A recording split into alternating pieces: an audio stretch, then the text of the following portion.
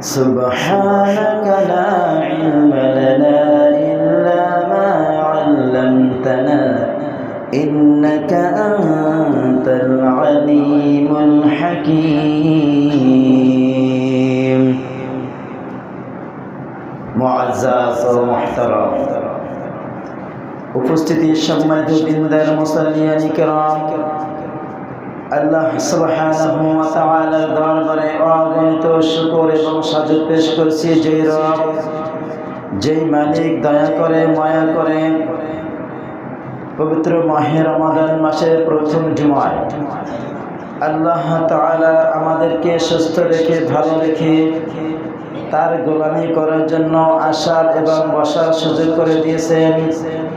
এর জন্য আমরা খুশি না বেজার? যেই রব, যেই মালিক আমাদেরকে সুস্থ রেখেছেন, ভালো রেখেছেন, খুশি রেখেছেন, সেই রবের প্রশংসা আমাদের করা একান্তই জরুরি, ঠিক না?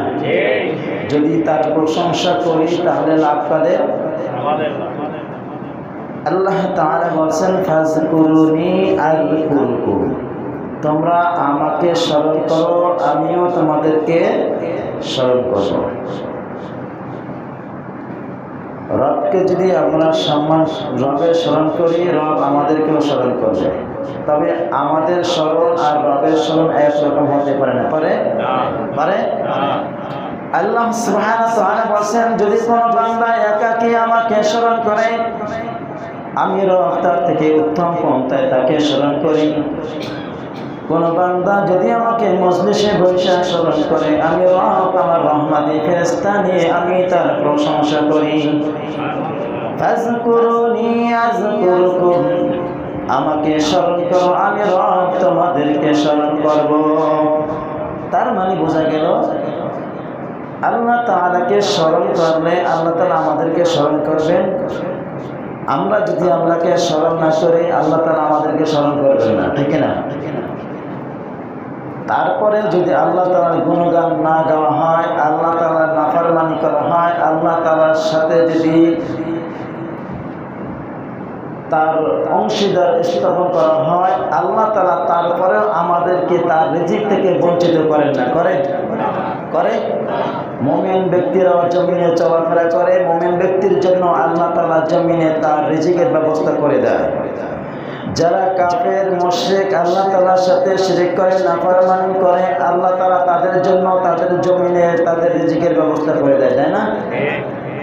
আল্লাহ তাআলা এমন একজন রব, তাকে যদি আমরা স্মরণ করি, তাকে যদি মানি, তার হুকুম মানি, তার আইন মানি, তার বিধান মানি, তাহলে আল্লাহ তাআলা আমাদের প্রতি সন্তুষ্ট থাকবেন। সন্তান দুইটা, একটা আছে কুসন্তান, একটা আছে সুসন্তান। সুসন্তানের প্রতি মা বাবার স্নেহ, ভালোবাসা, মহব্বত থাকে। কুসন্তান তার প্রতি মায়া থাকে, তবে এতটা নাই সুসন্তানের প্রতি যতটা মায়া মহব্বত থাকে, ঠিক না? কথা বলে না? সন্তান দুইটা, তিনটা, পাঁচটাও থাকে। যে সন্তানটা আদর্শবান, যে সন্তানটা মা বাবাকে সম্মান করে, শ্রদ্ধা করে, ভক্তি করে, মা বাবার সাথে স্নেহের সাথে কথা বলে, সেই সন্তানকে একবার যদি মা বাবার কাছে একটা জিনিস চায়, মা বাবার কষ্ট হইলেও সেটা দেওয়ার চেষ্টা করে, ঠিক না? আর যেই সন্তান আর পাড়া প্রতিবেশীর সাথে খারাপ ব্যবহার করে, এখানে সেখানে যায়, তার আচরণ খারাপ, তার অভ্যাস খারাপ, বাজে অভ্যাস আছে, নেশাগ্রস্ত করে, এই সন্তান মা বাবার কাছে কিছু চাইলে মা বাবা 100 বার চিন্তা করবে এটা দেওয়া যায় কিনা, ঠিক না? যারা আল্লাহ তাআলার প্রকৃত বান্দা, আল্লাহ তাআলার খাঁটি গোলাম, আল্লাহ তাআলার নৈকট্যবান ব্যক্তি, এরা আল্লাহর কাছে চাওয়া মাত্রই আল্লাহ তাআলা দিয়ে দেন। কিন্তু যারা কাফের, ওরা আল্লাহ তাআলার কাছে চায় না, আর চাইলেও সেটা দিতে আল্লাহ তাআলা একটু কুণ্ঠিত করেন।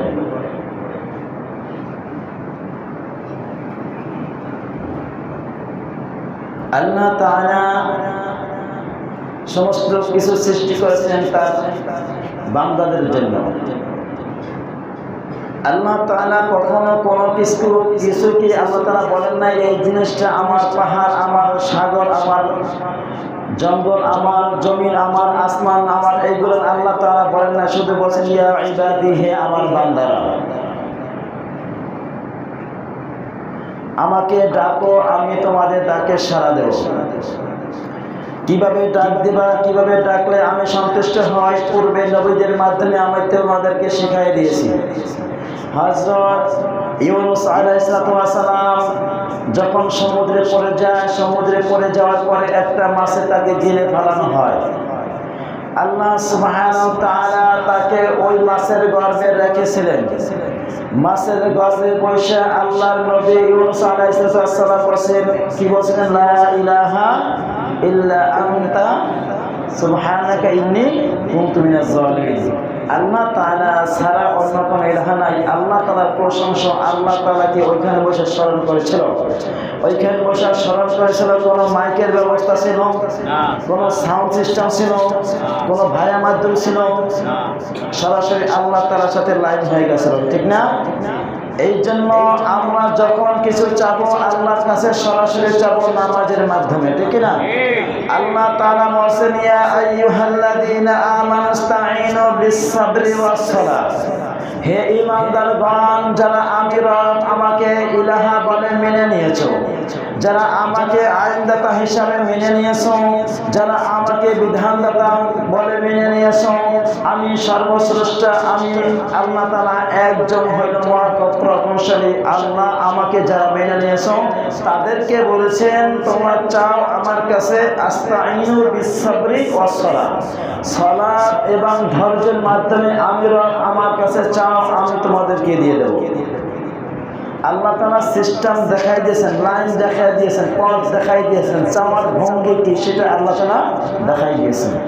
এখন আমরা যদি এর বাইরে যদি কোনো মাজারে গিয়ে চাই, কোনো পীরের কাছে গিয়ে যদি চাই, ওখানে আল্লাহ তাআলা দিবেন না, বরং আল্লাহ তাআলা আমাদের উপরে অসন্তুষ্ট, নারাজ হয়ে যাবে, ঠিক না? আল্লাহ তাআলা পবিত্র মাহে রমাদান মাস পর্যন্ত আমাদেরকে হায়াত দিয়েছেন। জানি না আল্লাহ তাআলা আগামী বছর রমজান পর্যন্ত আমাদেরকে হায়াত দেবেন কিনা সেটা আমরা জানি না, তবে আশাবাদী আল্লাহ তাআলা আমাদেরকে বাঁচিয়ে রাখবেন, এটা আমরা আশা করি, ঠিক না? এই জন্য এইটা আমরা চিন্তা করব, এই রমাদান মাসটাই আমাদের শেষ রমাদান মাস। আমরা যদি চিন্তা করি এই আজকের জুমাটাই আমাদের শেষ জুমা, আমরা যদি মনে করি আজকে রমাদান এইটাই আমাদের শেষ রমাদান, তাহলে আপনার আমার কোনো কিছু উল্টা পাল্টা কোনো কিছু করার সুযোগ আসে না, আসে? এই জন্য নামাজের বিধানের সময় আমাদের কতটুকু দিয়েছেন, ডানে সালাম ফিরেছি, বামে সালাম ফিরাতে পারবো কিনা সেটার কোনো গ্যারান্টি নাই, নিশ্চয়তা নাই। এই জন্য আমরা যদি চিন্তা করি আমার ডানে এবং বামে যে দুইজন সম্মানিত লেখক বৃন্দ আছে, ফেরেশতা আছে, এরা আমাদের সব কিছু লিপিবদ্ধ করে রাখেন। এইটা যদি আমরা চিন্তা করি আল্লাহ তাআলা আমাদেরকে সঠিক সৎপথ উপরে অটল রাখবে ইনশাআল্লাহ। সম্মানিত দিনী মুসলমান ভাইরা, আল্লাহ তাআলা বলেন, ইয়া আইয়ুহাল্লাযীনা আমানু কুতিবা আলাইকুমুস সিয়ামু কামা কুতিবা আলাল্লাযীনা মিন ক্বাবলিকুম লাআল্লাকুম তাত্তাকুন। হে ঈমানদারগণ, আমি তোমাদের উপর সিয়ামকে বাধ্যতামূলক করেছি, এটা আবশ্যক করে দিয়েছি, যেমন তোমাদের পূর্বে নবীদের উপর, নবীর উম্মতের উপর আমি ফরজ করে দিয়েছিলাম, সেইভাবে আমি তোমাদেরকেও এটা কি করে দিলাম, আবশ্যক করে দিলাম, বাধ্যতামূলক করে দিলাম। ফামান শাহিদা মিনকুম আশ-শাহরা ফালিয়াসুম ওয়া মান কানা মারিদান আও আলা সাফারিন ফাইদ্দাতুম মিন আইয়ামিন উখরা। কোন বান্দা এই পবিত্র মাহে রমাদান মাস পাইল, এই পবিত্র মাহে রমাদান মাস পাওয়ার পরে গণনা করে যদি কোনো ব্যক্তি সিয়াম পালন করা হয়, আর এই সিয়াম পালন করার বিনিময় কি সেটা একমাত্র আল্লাহ সুবহানাহু ওয়া তাআলা নিজেই ভালো জানেন, এর পুরস্কার নিজেই নিজ হাত থেকে দেবেন। অন্য অন্য নামাজের বিষয়, হজ করলে কি লাভ, সালাত আদায় করলে কি লাভ, যাকাত দিলে কি লাভ, আত্মীয় স্বজনের হক আদায় করলে কি লাভ, এইগুলো আল্লাহ তাআলা কোরআনে এবং নবীর মাধ্যমে এইগুলো বর্ণনা করে দিয়ে গেছেন। কিন্তু এই সিয়াম আদায় করলে, এই সিয়াম পালন করলে এর পুরস্কার কি একমাত্র আল্লাহ সুবহানাহু ওয়া তাআলা নিজে ভালো জানেন। তবে এইটার পুরস্কার আল্লাহ তাআলা নিজ হাত দ্বারা মানুষকে দিয়ে থাকবেন যারা সিয়াম পালন করে আল্লাহর সন্তুষ্টির জন্য। আমরা যখন কোনো অনুষ্ঠান দেখি, অনুষ্ঠানে যদি কোনো ওইখানে প্রতিযোগিতা থাকে, ফার্স্ট সেকেন্ড থার্ড তিনজনকেই রাখা হয় বাছাই করে, অথচ ওখানে কিন্তু শত শত লোক ওইখানে ইন্টারভিউ দেয়, ওইখানে খেলায় অংশগ্রহণ করে, প্রতিযোগিতা করে। এর ভিতরে মাত্র তিনজনকে যাচাই করে রেখে দেওয়া হয় ফার্স্ট সেকেন্ড থার্ড।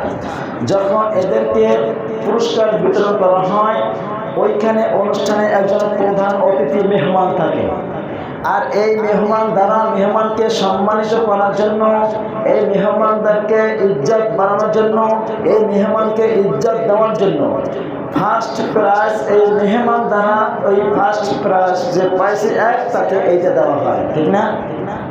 দেখছি অনুষ্ঠান দেখছি। এরপরে যে একটু নিম্ন স্থানে আছেন তার দ্বারা সেকেন্ড প্রাইজ যেটা পাবে তাকে দেওয়া হয়। এরপর যে একটু নিম্ন স্থানে আছে সম্মানজনক ব্যক্তি তাকে যারা থার্ড প্রাইজ দেওয়া হয়। এরপরে যে অনুষ্ঠান হয় যে প্রতিষ্ঠানে, সেই প্রতিষ্ঠানের শিক্ষক দ্বারা সবাইকে একটা সান্ত্বনামূলক একটা পুরস্কার দেওয়া হয়, ঠিক না? এই জন্য সিয়াম যেহেতু আল্লাহ সুবহানাহু ওয়া তাআলা রাখতে বলছেন, আল্লাহ সন্তুষ্টির জন্য রাখবো, আর এইটা হইল আল্লাহ তাআলা সন্তুষ্ট অর্জন করার লক্ষ্যে। আমরা যদি আল্লাহ তাআলাকে সন্তুষ্ট করে রাখতে পারি, আল্লাহ তাআলা এর প্রতিদান কিয়ামতের দিবসে নিজ হাতে দিবেন। পবিত্র মাহে রমাদান মাস, আল্লাহ তাআলা এই মাসটাকে কত গুরুত্বপূর্ণ, কতটা যা ফজিলতপূর্ণ, এটা আমরা জানি না। না জানার কারণে এই সিয়াম থেকে আমরা বঞ্চিত হয়ে থাকতেছি। তারাবির গুরুত্ব যে কতটুকু সেটা জানি না, বিধায় তারাবি থেকে আমরা বঞ্চিত হয়ে যাচ্ছি। আল্লাহ তাআলা বলেছেন, কোন ব্যক্তি যদি আল্লাহ সন্তুষ্টির জন্য তারাবির নামাজ আদায় করে, ইমানের সাথে আশা রাখে আল্লাহ তাআলা আমাদেরকে ক্ষমা করে দেবেন, তাহলে আল্লাহ তাআলা পূর্বের এক বছর গুনাহ মাফ করে দেন, পিছনের সমস্ত গুনাহ মাফ করে দেন, কাবিরা গুনাহ ব্যতীত। কি গুনাহ ব্যতীত? কাবিরা গুনাহ ব্যতীত। আপনি আমি তওবা করলাম, সেই তওবাটা আল্লাহ তাআলার কাছে পছন্দনীয় হলো না, তওবাটার ভিতরে একটু আমরা ত্রুটি দেখে দিলাম, মনে মনে চিন্তা করলাম এখন তওবা করলাম, আল্লাহর কাছে ক্ষমা চাইলাম, পরে নেক্সট টাইমে এই কাজটা করবো, তার নাম কি ক্ষমা? তওবা। এটার নাম কি তওবা? এটা আল্লাহর সাথে হাসি মশকরি করলাম। আল্লাহ তো দয়াশীল ব্যক্তি, মায়াশীল ব্যক্তি, রহমান রহিম। যে ব্যক্তি একটু নরম টাইপের, যে ব্যক্তি একটু ভদ্র টাইপের, যে ব্যক্তি একটু রাগ কম, এই ব্যক্তির সাথে ছোট বড় সবাই কথা বলতে সাহস পায়, ঠিক না? কথা বলে না? আর যে ব্যক্তি রাগান্বিত, যে ব্যক্তিকে দেখলে মনে হয় যে এই ব্যক্তি মেজাজ গরম থাকে, ওই ব্যক্তির সাথে ছোট বড় সবাই কথা বলতে দ্বিধাবোধ করে, ঠিক না? এই জন্য আল্লাহ তাআলা হচ্ছে রহমান রহিম, দয়ালু, এত দয়ালু যার কল্পনাও করা যায় না। আমরা হাদিসের ভাষায় জানি আল্লাহ তাআলা মায়াকে, মহব্বতকে, ভালোবাসাকে 100 ভাগ করেছেন। 100 ভাগের 1 ভাগ সমস্ত মাখলুকের ভিতরে বন্টন করে দিয়েছেন। 99% ভালোবাসা, মহব্বত, মায়া আল্লাহ রেখে দিয়েছেন। তাহলে 1% ভালোবাসা, মহব্বত পাইয়া আমরা মানুষের জন্য কি করতে পারি? একজন আরেকজনের জন্য জীবন দিতেও পর্যন্ত প্রস্তুত থাকি, একজন আরেকজনের জন্য যে কোনো বড় ধরনের রিস্ক নিতে আমরা বাধ্য থাকি না? আর যেই রব আমাদেরকে সৃষ্টি করেছেন, তিনি আমাদের কাছ থেকে তিনি 99 ভাগ মায়া রেখে দিয়েছেন। সেই 99 ভাগ মায়াকে এটা আমরা কল্পনা করতে পারি না, ঠিক না? এই জন্য আল্লাহর সামনে দাঁড়াইয়া নামাজে দাঁড়াই, এমনি জমিনে চলাফেরা করি, আল্লাহ তাআলা সরাসরি হিট করেন না, বিদায় আল্লাহ তাআলার সামনে বারে বারে আমরা অপরাধ করি, ঠিক না? এই জন্য আল্লাহ তাআলা বলেন, আকুলু লিন-নাসি হুসনা, মানুষের সাথে সুন্দর আচরণ করতে হবে, ব্যবহার করতে হবে। এইটা সবথেকে মারাত্মক অপরাধ। আপনার দ্বারা যদি মানুষের কষ্ট পায়, তাহলে আল্লাহ তাআলার কথার বিরোধী হয়ে গেল, বিরোধী হয়ে গেল না? وإذ أخذنا ميثاق بني إسرائيل لا تعبدون إلا الله وبالوالدين إحسانا وذي القربى واليتامى والمساكين وابن السبيل وقولوا للناس ইয়াতিম মিসকিন আল্লাহ তাআলা প্রথম বসে আল্লাহ ছাড়া কোনো অন্য কোনো ইলাহা নাই, আল্লাহ ছাড়া কোনো আইনদাতা নাই, আল্লাহ ছাড়া কোনো বিধানদাতা নাই। এই গুণান বলার পরে বসে মা বাবার সাথে ভালো ব্যবহার করতে হবে, ইয়াতিম মিসকিনদের সাথে ভালো ব্যবহার করতে হবে, তাদের হক তাদের প্রাপ্য এইগুলো দিতে হবে, আত্মীয় স্বজনের সাথে ভালো ব্যবহার করতে হবে, পাড়া প্রতিবেশীর সাথে ভালো ব্যবহার করতে হবে। এরপরে আল্লাহ তাআলা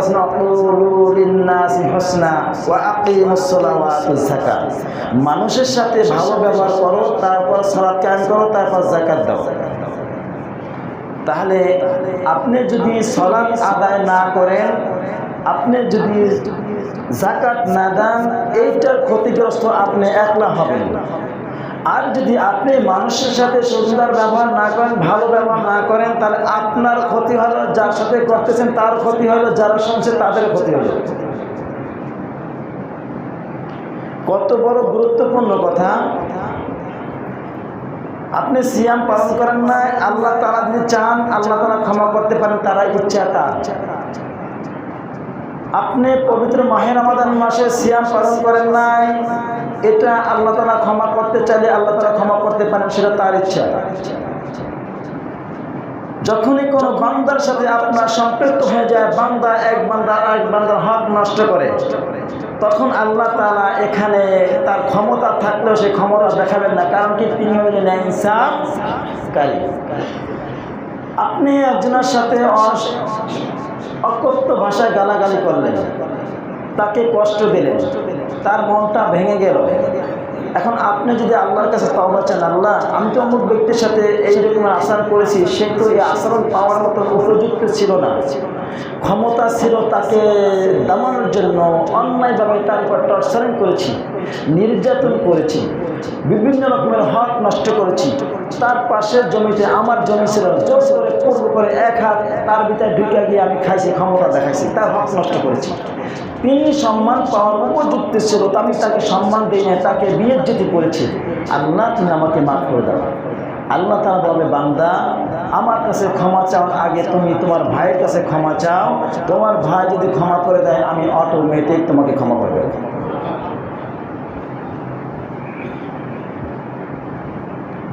নবীজি বলেছেন, তোমরা পবিত্র মুসলমান হতে পারবে না তোমাদের হাত এবং তোমাদের মুখ দ্বারা যতক্ষণ পর্যন্ত তোমাদের ভাইয়েরা নিরাপত্তা না থাকবে। মানুষকে অশান্তির কারণ দুইটা জিনিস, একটা হচ্ছে হাত আর একটা হচ্ছে কি জবান। হাত দ্বারা বলতে শুধু এইটাকে বোঝানো হয় না, হাত দ্বারা বলতে বুঝেছে আপনাকে যে আল্লাহ তাআলা পাওয়ার দিয়েছে, ক্ষমতা দিয়েছে, সেই ক্ষমতার নাম হচ্ছে ডান হাত বাম হাত, ঠিক না? এটার নাম হয়েছে হাত।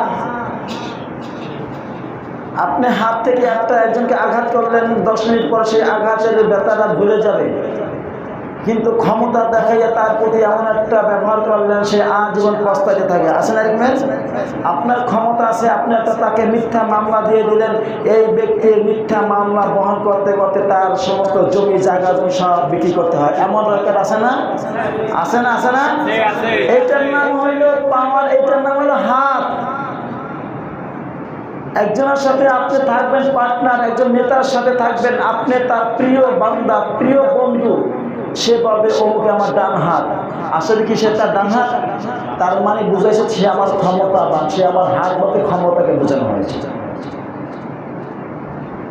শুধু হাত বলতে এই যে ডান হাত বাম হাত এটার না, ক্ষমতার নাম হচ্ছে হাত বোঝানো হয়েছে। এই জন্য শুধু পবিত্র মাহে রমাদান মাসে আমাদেরকে জবানকে আমরা হেফাজত করব, আমরা সমস্ত কাজ থেকে বিরত থাকব। এটার নাম তাকওয়া না, এটার নাম তাওবা না, এটার নাম ফিরে আসা না। সিয়াম রাখা অবস্থায় যেরকম আমরা চলতে সামর্থ্য, কোনো অন্যায় কাজ করতে চাচ্ছি না, যেহেতু সিয়াম রাখছি। একটা কোনো বাজে কাজ করতে চাচ্ছি না, মনে হচ্ছে আমি সিয়াম রাখছি। একটা অন্যায় কাজ করতে চাই না, যেহেতু আমি রোজা রাখছি। এই রোগটা মনের ভিতরে প্রেশান আসে। যদি এই প্রেশানটা রমাদান মাসের পরে যদি আপনারা আমার ভিতরে কাজ করে যে আমি এই কাজটা করব না, ডান এবং বামে দুজন ফেরেশতা আছে, লিখতে আছে, আমার রব দেখতেছে, এইটা যদি রমাদান মাসের পরে যদি আপনার ভিতরে কাজ করে, তাহলে বুঝবেন আল্লাহ তাআলা আপনার নিকট বান্দা হতে পারছেন।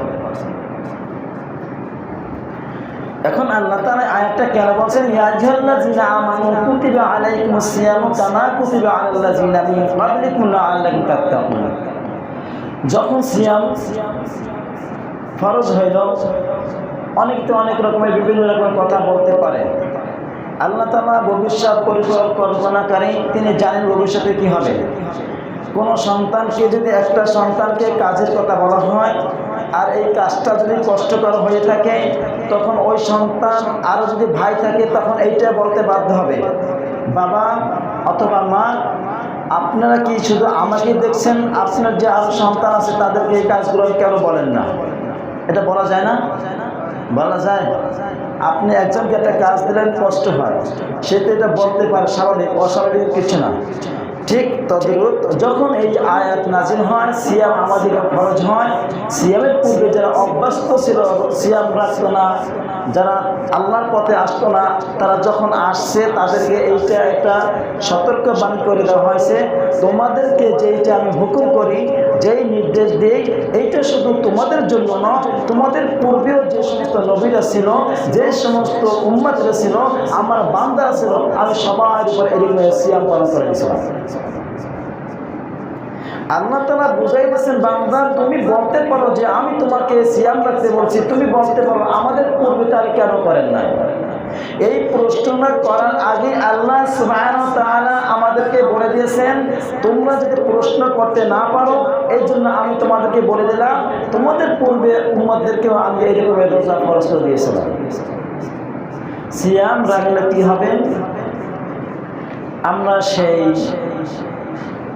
সুবহ সাদেক অর্থাৎ ফজরের ওয়াক্ত শুরু হওয়ার আগ পর্যন্ত যে আমরা খাবার খাই, আবার সূর্য অস্ত যাওয়ার আগ পর্যন্ত যে আমরা খাবার থেকে বিরত থাকি, এইটা থাকলে কি হয়, পৃথিবীতে বহু এরকম অসহায় গরিব মানুষ আছে যারা না খাইয়া দিন কাটায়, এমন লোক অনেকে আছে না? এখন আপনি ধনাঢ্য ব্যক্তি, আপনি যদি এই কষ্ট না বোঝেন, তাহলে আপনি দান এটা করতে চাবেন না। এইটা যদি আপনি সিয়াম পালন করেন, এই সারাদিন না খেয়ে থাকতে যে একটা কষ্ট, সেই কষ্টটা কি সেইটা বুঝবেন এবং এতিম মিসকিন অসহায়দের পাশে দাঁড়াবেন আহারের জন্য। যে মধু খাইছে সে মধুর স্বাদ বুঝবে, যে টক খাইছে সে টকের স্বাদ বুঝবে, যে মধু খায় না সে মধুর স্বাদ বুঝবে না, যে টক খায় না সে টকের স্বাদ বুঝবে না। অর্থাৎ ক্ষুধার্ত ব্যক্তি আর একজন ক্ষুধার্ত ব্যক্তির কষ্ট কি সেটা বুঝবে, ঠিক না? কথা বলে না। আমরা হইলাম মুখে ভালোবাসি বেশি। কেমন? একটা ব্যক্তি কুকুর পালতো, কুকুরটা মারা যাচ্ছে, ক্ষুধার কারণে জিহ্বা বের হয়ে গেছে। এখন ক্ষুধার্ত কুকুরটা মারা যাচ্ছে না খেয়ে, মালিক পাশে বসে কান্না করতেছে, চিল্লাইতেছে। সমস্ত মানুষ জড়ো হলে কি হচ্ছে, কুকুরটা না খেয়ে মারা যাচ্ছে ক্ষুধার কারণে। তাহলে ক্ষুধার কারণে মারা যাচ্ছে, তাহলে কি করা যায়? লোকজনে এদিকে সেদিকে তাকাচ্ছে। এখন দেখতেছে ওই কুকুরের মালিকের মাথায় একটা ঝুড়ি, বলতেছে তোমার ঝুড়ির ভিতরে কি আছে? বলতেছে ঝুড়ির ভিতরে খাবার আছে। এখন লোকজনে বলতেছে খাবার যখন আছে, কুকুরটা না খেয়ে মারা যাচ্ছে, তাহলে তোমার খাবারগুলো দিলেই তো কুকুর খেয়ে বাঁচতে পারে। মায়া করতে, কান্না করতে অর্থ খরচ হয় না, টাকা খরচ হয় না, কিন্তু যখনই আমি ওকে খাবার দেবো তখনই আমার অর্থ নষ্ট হবে, অর্থ খরচ হবে। বুঝতে পারছেন? এই মুখের মায়া, মুখের মহব্বত, মুখের ভালোবাসা, এটা আমরা করতে পারি। ভাই অমুকের প্রতি সহায়তা করবেন, অমুকের প্রতি ভালো হিসাব করবেন, অমুককে খাবারের ব্যবস্থা করে দেবেন, এইগুলো আমরা বলতে পারি। যখনই প্র্যাকটিক্যাল আমরা যখন এইটা কাউকে করে দেখাবো, তখনই আমার অর্থ যাবে। অর্থ যাওয়ার কারণে আমরা পিছাও দিতে বাধ্য হব। এই জন্য নবী করিম সাল্লাল্লাহু আলাইহি ওয়াসাল্লাম বলেছেন, তোমরা যখন ভালো তরকারি রান্না করবা, গোশত রান্না করবা, তখন একটু ঝোল বেশি রান্না করবা। কি ঝোল বেশি রান্না করবা? কেন রান্না করবা? তুমি যখন গোশত রান্না করবা তখন এই গোশের গ্রান্তি ঘরের ভিতরে থাকে না, বাহিরে ছড়াই যায়? কথা বলে না? যত মশলা তত স্বাদ, ঠিক না? একটু স্বাদ যখন হয়, ঘেরানটা যখন আশেপাশে ছড়াই যায়। আপনার খাবারের তৌফিক দিয়েছে আল্লাহ তাআলা, আপনি গরুর গোশত কিনে খাইতে পারেন প্রতিদিন, প্রতি সপ্তাহে, প্রতি মাসে। এমনও গরিব মানুষ আছে বছরে একবেলা গরুর গোশত কিনে খাইতে পারে না, এমন লোক আছে না? আছে। যে ব্যক্তি বছরের ভিতরে একবেলা গরুর গোশত খাইতে পারে না, এর সামনে বসে যদি আপনি গরুর গোশত রান্না করে খান, ওই ব্যক্তির খাইতে মনে চাবে না? কথা বলে না? ওই ব্যক্তি যদি লজ্জায় করে আপনার কাছে চাবে না, তারপর তার বুকটা ফেটে যায় খাবারের জন্য, ঠিক না? যদি কেউ বলে খাবারের প্রতি আমার রুচি নাই, খাবার প্রতি আমার এরকম রুচি নাই, তাহলে আপনার রুচি আপনার নষ্ট করেছে, ঠিক না? আর এই রুচি নষ্ট হয়েছে, পান খাইছে, সিগারেট খাইছে, এই খাবার রুচি নষ্ট হয়ে গেছে। এই খাবার রুচির ব্যাপারটা কথা বলি। একজন ডাক্তার দেখাতে যাচ্ছে, মুখে রুচি নাই। কি নাই? মুখে রুচি নাই, ডাক্তার দেখাতে যাচ্ছে। যাইতে যাইতে দুপুরবেলা হয়ে গেছে, বৃষ্টি শুরু হয়েছে। বৃষ্টি শুরু হলে গ্রামের বাড়িতে আমরা যে কোনো বাড়ির ভিতরে আশ্রয় নিই না, একটু দাঁড়াই, বৃষ্টিটা কমে যাক, তারপর আমরা যাব। ওই আল্লাহর বান্দা মুখে রুচি নাই, ডাক্তার দেখাতে যাচ্ছে, বৃষ্টি আসছে, এক পাশের বাড়ি দাঁড়াইছে। এখন ঘরের মহিলা বলতেছে যে, ময়নার বাপ, যেহেতু ব্যক্তি আসছে, বৃষ্টির জন্য দাঁড়াচ্ছে, রেস্ট নিচ্ছে, আমাদের রান্নাবান্না শেষ হয়ে গেছে, ডাল ভাত যা আছে ওই ব্যক্তিকে দাওয়াত দেন, আসে খাইয়ে যান, মুখে নাই রুচি। প্রথমে ভাত আনছে, ভাত আইনা তরকারি আনতে গেছে, আয়সা থেকে ভাত নাই। কি নাই? ভাত নাই। তরকারি রাখিয়া ভাত আনতে গেছে, ভাত নিয়ে আসে দেখে তরকারি নেই। ভাত রেখে আবার তরকারি আনতে গেছে, আয়সা থেকে ভাত নাই, তরকারি আছে। এখন বলতেছে, ভাই আপনি কই যাবেন? মেজবান জিজ্ঞাসা করতেছে মেহমানকে, ভাই আপনি কই যাবেন? ওদিক থেকে আবার ঘর থেকে ডাকতেছে ময়নার বাপ, হাত তো পাতিলের নিচে ঠেকে গেছে, ভাত আর নাই, তরকারিও নাই। এখন ঘরের ওই ব্যক্তি জিজ্ঞাসা করতেছে, ভাই আপনি কই যাবেন? বলতেছে, ভাই আমি তো ডাক্তার দেখা যাবো, মুখে রুচি নাই। এখন ব্যক্তি বলতেছে, মুখে রুচি নাই, ভাত আনতে যাই তরকারি পাই না, তরকারি আনতে যাই ভাত পাই না। যদি মুখে রুচি নাই তাহলে এই অবস্থা হয়, আর রুচি থাকলে কী অবস্থা হবে আল্লাহই ভালো জানে। এখন ওই ব্যক্তিকে বসে, ভাই আপনি ডাক্তার দেখাতে যাবেন, ডাক্তার দেখান আর না দেখান, মনের ভুলেও এই রাস্তা থেকে আর কখনো আসবেন না, এই রাস্তা থেকে আর কখনো আসবেন না। তাহলে কোনো ব্যক্তি যদি বলে ভালো খাবার দেখে, যদি বলে আমার খাবারের প্রতি রুচি আসে না, খাবার খাইতে মনে চায় না, তাহলে মনে করেন ওর রুচি নাই। কি নাই? রুচি নাই। কিন্তু ফিরে দিয়ে দেখে রুচি আছে কিনা এটা বোঝা যায়, ঠিক না?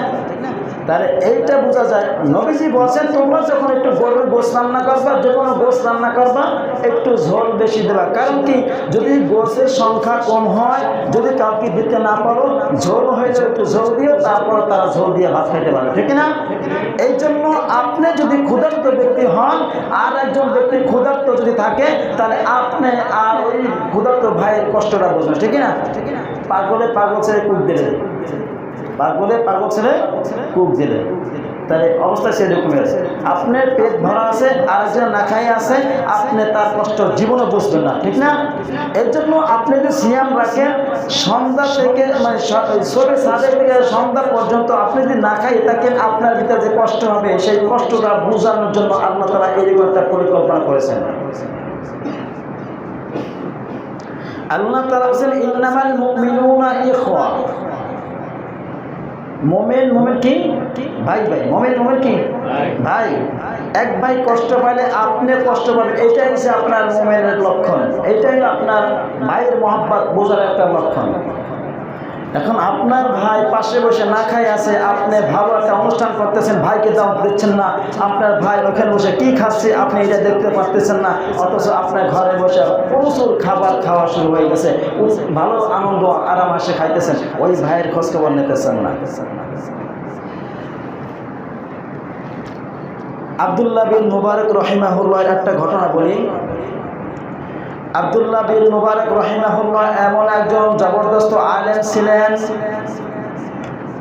ওই এলাকায় যত আলেম ওলামা ছিল, গণ্যমান্য লোক ছিল, জ্ঞানীবান লোক ছিল, তারা আব্দুল্লাহ বিন মুবারক রাহিমাহুল্লাহকে আকাশের চাঁদের সাথে তুলনা করেছে।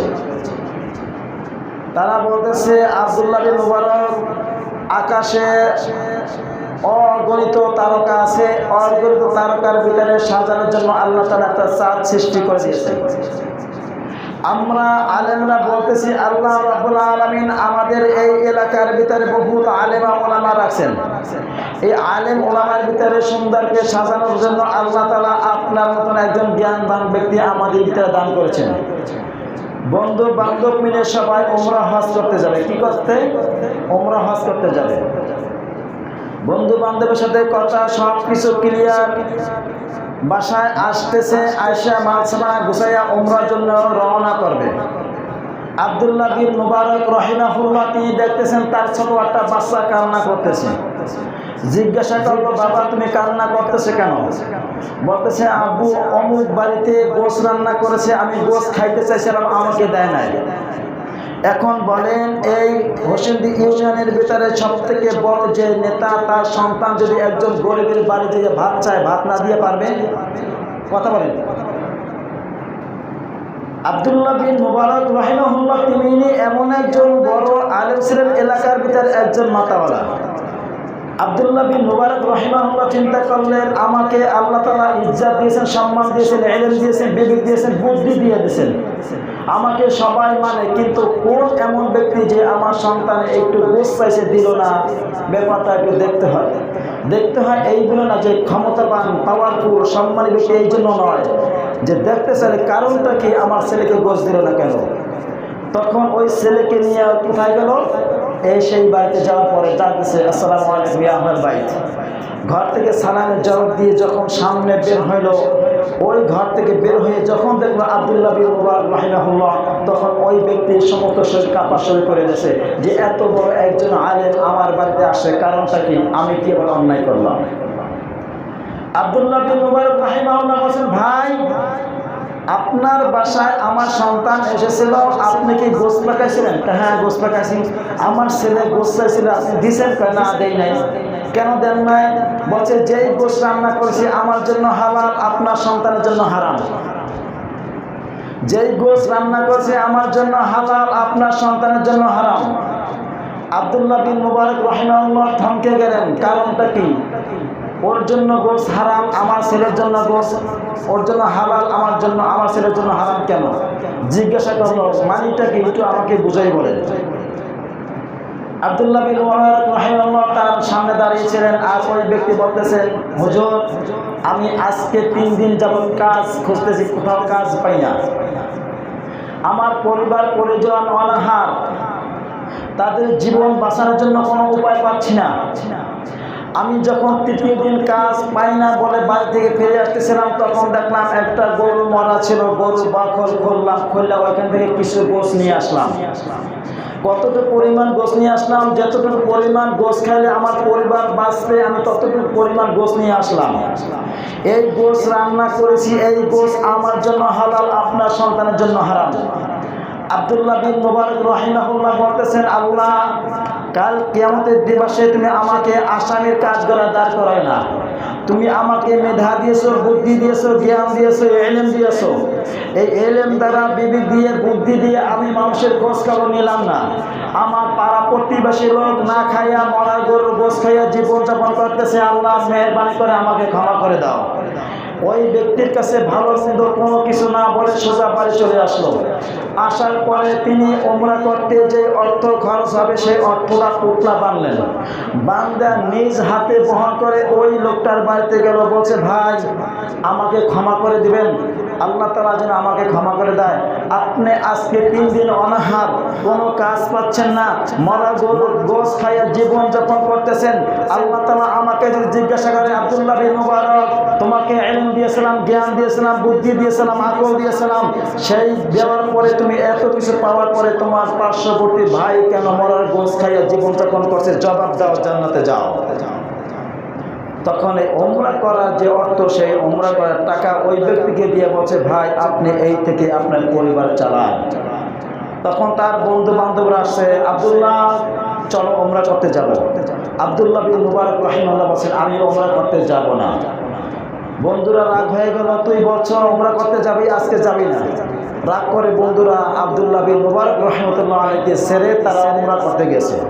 ওমরা করতে যাওয়ার পরে যখন সাই করে, সাই দৌড়ায়, তখন আল্লাহ রাব্বুল আলামিন কোন একজন মাখলুক দিয়ে আব্দুল্লাহ বিন মুবারক রাহিমাহুল্লাহর আকৃতি বানাইয়া ওই সাই করাইতেছেন। যখন ওই বন্ধুদের সামনে পড়লো, বন্ধুরা বলতেছে, বেটা তুই বাড়িতে বসে বলছো ওমরা করতে আসবি না, এখন আসছো, তাও আবার আমাদের আড়ালে আড়ালে দৌড়াও। আব্দুল্লাহ বিন মুবারক রাহিমাহুল্লাহ যে আকৃতি ধইরা যে ব্যক্তি দৌড়াইতেছিলেন, তার হাতে একটা পোটলা ছিল। পোটলাটা বন্ধুদের হাতে দিয়েছে। বন্ধুরা তো রাগ, বেটা তুই ওমরা করতে আসবি না, আমার সাথে দৌড়াবাজি করছো, এখন ওমরা করতে এসো, আরেকটা বোঝা আমাদের ধরাই দিচ্ছ। রাগ হওয়ার কথা না? ওমরা শেষ করে আয়সা দেখে আব্দুল্লাহ বিন মুবারক বাড়ি। এখন বলতেছে, বেটা ওমরা করতে যাবি না বলছো, এখন আবার ওমরা করে আবার আমাদের সামনে আবার তাড়াতাড়ি কীভাবে আসলি? আব্দুল্লাহ বিন মুবারক রাহিমাহুল্লাহ বলছেন, আমি তো ওমরা করতে যাই না। তখন তো তাদের মস্তিষ্ক আরো গরম হয়ে গেছে। বেটা আমাদের সামনে সামনে দৌড়াইছো, লাব্বাইক আল্লাহুম্মা লাব্বাইক বলে দৌড়াইছো, আর আবার আমাদের হাতে একটা পোটলা দিয়ে দিয়েছেন, নে নিক্ষেপ করে ওর কাছে দিয়ে দিস, তোর পোটলা তুই নিয়ে নে। তখন পোটলা খুলে দেখতেছে যে ওই ওমরা করতে যে অর্থের প্রয়োজন ছিল, এই অর্থের প্রয়োজন ছিল, তার সেই প্রয়োজনটা ওই গরিব ব্যক্তিকে দিয়েছে। আর এই যে পোটলা বন্ধুরা আয়না দিয়েছে, তার থেকে অগণিত বেশি তার ওইখানে সুবহানাল্লাহ। এইটা বোঝানোর অর্থ, তখন আব্দুল্লাহ বিন মুবারক রাহিমাহুল্লাহ বলছে, আমি ওমরা করতে যাই না, তাহলে আমার ইতিহাসটা শোনো, আমার ঘটনা শোনো। এই ঘটনা শোনার পরে বলতেছে, আল্লাহ যদি চান, আল্লাহ যদি চান তার বান্দার যদি হজ কবুল করাতে চান, যে কোনো না ভাবে কোনো মাধ্যমে তার হজটা কবুল করা ইনশাআল্লাহ। তাহলে এইটা দ্বারা বোঝা গেল, আপনি যদি ভালো কিছু খাইয়া আপনার পার্শ্ববর্তী ব্যক্তিরা যদি না খাইয়ে থাকে, এর জবাব দিয়ে আপনাকে করতে হবে, ঠিক না? এইটা হলো তাদের হক, তাদের কি হক, এটা আদায় করতে হবে। ওই যে আখাযনা মিসাকা বানি ইসরাঈলা লা তা'বুদুনা ইল্লাল্লাহ ওয়া বিল ওয়ালিদাইনি ইহসানা ওয়া যিল কুরবা ওয়াল ইয়াতামা ওয়াল মাসাকিন ওয়া যিল কুরবা, আত্মীয় স্বজন নিকট হোক দূরবর্তী হোক, আত্মীয় স্বজন খোঁজ করতে রাখতে হবে, এটা বাধ্যতামূলক, এটা বাধ্যতামূলক, এটা বাধ্যতামূলক, ঠিক না? আত্মীয় ছিন্নকারী কোথায় যাবে না এটাও জানি না, তাহলে এটা মানব কিভাবে? আল্লাহ সুবহানাহু ওয়া তাআলা আমাদের সবাইকে বুঝে শুনে আমল করার তৌফিক দিয়ে দাও। এই যে ঘটনা দ্বারা বুঝতে পারলাম, আপনি যদি কাউকে যদি অসহায় ব্যক্তির পাশে দাঁড়ান, আপনি যে অর্থ ব্যয় করবেন, আল্লাহ তাআলা চাইলে তার থেকে বেশি অর্থ আপনাকে দিতে পারে, পারেন না? পারেন না? তিনি কেমন মালিক, তিনি কেমন রব? মারিয়াম আলাইহিস সালামকে পালতেন তার খালু জাকারিয়া আলাইহিস সালাম। মারিয়াম যখন ছোট ছিলেন, তখন এই মেহরাবের ভিতরে মারিয়ামকে লালন পালন করছে। মারিয়ামের কাছে কোনো ফল ফ্রুট জাকারিয়া আলাইহিস সালাম দিয়ে যাইতেন না। তখন মারিয়াম আলাইহিস সালামকে জিজ্ঞাসা করতেন, মারিয়াম তুমি এই খাবার কোথায় পাইতা? তখন তিনি বলছেন, এই খাবারগুলো আল্লাহর পক্ষ থেকে আসছে। ইন্নাল্লাহা ইয়ারযুকু মান ইয়াশাউ বিগাইরি হিসাব। আল্লাহ তাআলা যদি কাউকে রিজিক দেন, বিনা হিসাবে রিজিক দিয়ে থাকেন, ঠিক না? তাহলে মারিয়াম আলাইহিস সালামকে আল্লাহ তাআলা জান্নাতের ফল যদি দুনিয়ায় বসে খাওয়াইতে পারে, তারপর গুণ ছিল না? ছিল না? তার মা বাবা ইমরানের পরিবার, তার মা বাবা ইমরান ছেলে, ইমরান মাল্লাতের ছেলে, আল্লাহ আমার যদি সন্তান হয়, সন্তানটাই কাবার ঘরে দান করে দেব। হয়েছিল সন্তান, হয়েছিল মেয়ে, তখন নিজে আফসোস করছে, দান করবো বলে, তা হইল না। ইতিহাস করবো। তাহলে এইটা বোঝা যায়, আপনি যদি কারোর পাশে দাঁড়ান, আল্লাহ রাব্বুল আলামিন আপনার পাশে দাঁড়াবে ইনশাআল্লাহ। ইনশাআল্লাহ। আযকুরুনি আযকুরুকুম, আল্লাহকে স্মরণ করবো, যেইভাবে স্মরণ করবো আল্লাহ সেইভাবে স্মরণ করবো, ঠিক না? অর্থ দিয়ে স্মরণ করবো, আল্লাহ আমাদেরকে রিজিক দিয়ে স্মরণ করবো, ঠিক না? মানুষকে সম্মান দিয়ে আমরা স্মরণ করবো, আল্লাহ আমাদের সম্মান দিয়ে স্মরণ করবো, ঠিক না? কুলিল্লাহুম্মা মালিকাল মুলকি তুতিল মুলকা মান তাশা ওয়া তানজিউল মুলকা মিম্মান তাশা ওয়া তুইজ্জু মান তাশা ওয়া তুযিল্লু মান তাশা বিয়াদিকাল খায়র। আল্লাহ তাআলা ক্ষমতার অধিকারীকে একমাত্র আল্লাহকে আল্লাহ। তিনি যাকে চান ইজ্জত বাড়ায় দেন, আবার যাকে চান ইজ্জত থেকে বঞ্চিত করেন, ঠিক না? আল্লাহ তাআলা চান যাকে চান ইজ্জত থেকে বঞ্চিত করবেন। সাধারণ সাংবাদিকের জুতার বাড়ি দিয়ে ইজ্জত নষ্ট করছে, করেন নাই? বসেরে করেন নাই? আবার আল্লাহ তাআলা জিরো থেকে হিরো বানাই দিয়েছেন, হযরত ওমরকে বানাই দিয়েছেন না? আল্লাহ তাআলার সাথে আমরা যেইভাবে করব আল্লাহ তাআলা সেইভাবে আমাদেরকে করবেন ইনশাআল্লাহ। আমরা আল্লাহর কাছে দোয়া করি, আল্লাহ আজকে পবিত্র মাহে রমাদান মাসে প্রথম জুমা, 26 সালের প্রথম জুমা, এই জুমা দিন আল্লাহ আপনার কাছে একটা দরখাস্ত করি, আল্লাহ আমাদের ধারা যদি কারো সম্মান নষ্ট হয়ে থাকে, আমাদের ধারা যদি কারো সম্মানে আঘাত বাইজা থাকে, আল্লাহ আমাদের কারণে তাদের সম্মানহানি হয়ে থাকে, আল্লাহ সম্মান তাদেরকে ফিরাই দিতে পারে সেই তৌফিক আমাদেরকে দিয়ে দাও। আল্লাহ আমাদেরকে সেই তৌফিক দিয়ে দাও, সম্মানিত বানাইতে পারি। যেইভাবে তাদেরকে সম্মান থেকে ছোট করেছিলাম সেইভাবে সম্মান দিয়ে তাদেরকে আবার তার থেকে উপরে উঠাতে পারে সেই তৌফিক দিয়ে দাও। আল্লাহ খাস করে মেহেরবানি করে আমরা যারা সিয়াম পালন করছি আমাদের সবার সিয়ামকে কবুল করে নাও। আল্লাহ যারা সিয়াম পালন করতেছে না অথচ মুসলমান দাবি করে তাদেরকে তুমি সিয়াম পালন করার মতন তৌফিক দিয়ে দাও। আল্লাহ অনেকে বলে রমজান মাসে রোজা রাখতে পারি না গ্যাস্ট্রিকের কারণে, খালি পেট থাকলে গ্যাস্ট্রিক হয় না খাইলে হয়? কথা হয় না? খাইলে হয় না? এখন কিন্তু কোনো রেকর্ড পাইছে যে রোজা রাখছে গ্যাস্ট্রিকের চাপ বেশি হয়েছে। ওরা তো হুমানে খাইছে তেল, পচা তেল, ভালো তেল, ডেট ওভার হয়ে গেছে, সেই তেল খাইয়া গ্যাস্ট্রিক জমাইছে। এখন কি চাপ যে গ্যাস্ট্রিক হয় রোজা রাখবে? এটা হচ্ছে ধোকাবাজি ছাড়া আর কিছু না, ঠিক না? কথা বলে না? কথা বলে না? রোজা রাখছে আমি বুঝতে পারছি কষ্ট হয়, তারপর ঠিক বলতে এতটুকু কষ্ট হওয়ার কথা না। আমি যে এতক্ষণ চিল্লাইতেছি আমার কষ্ট হয় না? কথা বলে না? আবার সারাদিন তেলাওয়াত করতে হয়, আবার রাত্রে লং টাইম নামাজ পড়া যায়, কষ্ট আপনাদের বেশি না আমার বেশি? তাহলে আমি চিল্লাতে পারতেছি, আমার আওয়াজ অনেক দূর থেকে শোনা যায়, ওই শিব বিল্ডিং থেকে শোনা যায়, আর আপনাদের এইখানে ঠিক বলেন ওই বাইরে থেকে লোক শোনে না। শোনে? আল্লাহ তাআলা আমাদের সবাইকে হায়াতে তৈয়বা সিফাতে কুলিয়ে দান করুন, জোরে না আমিন। আল্লাহ বাকি যেই কটা তারাবি আছে, সাহারি আছে, ইফতারি ওইসব হোমানে খামু, রোজা রাখি আর না রাখি খামু, ঠিক আছে না? সাহারি বাদ, তারাবি বাদ, সিয়াম বাদ, ইফতারি কোনো সারাসারি নাই আছে। রোজা রাখলেও খামু, না রাখলেও খামু, ঠিক না? বাবা ঠিক খামু, খাওয়া বাদ নাই। রোজা রাখি আর না রাখি খাওয়া ছাড়া নাই। রোজা রাখি আর না রাখি খামু ইনশাল্লাহ, হুমান খামু। নামাজের পরে আজান দেবে 10 মিনিট খাবো ইচ্ছা মতন, নামাজ পড়ে যাইয়া নামাজের পরে বসবো, তারাবি পর্যন্ত খাবো ইনশাল্লাহ। এই খাওয়ার পর আল্লাহ তাআলার কাছে খাইয়া যদি শুকরিয়া করে হিসাব চাবে। সারাদিন না খাইয়েছে আল্লাহ 3 বেলা ভাত খাইতাম 3 প্লেট, রোজা রাখে 1 প্লেটের বেশি খাইতে পারতেছি না, 2 প্লেট বাকি আছে, 2 প্লেট কোন সময় খামু? আল্লাহ তুমি সেই রুচি বাড়াই দাও, ঠিক না? আল্লাহ তাআলা বুঝিস না আমাকে যারা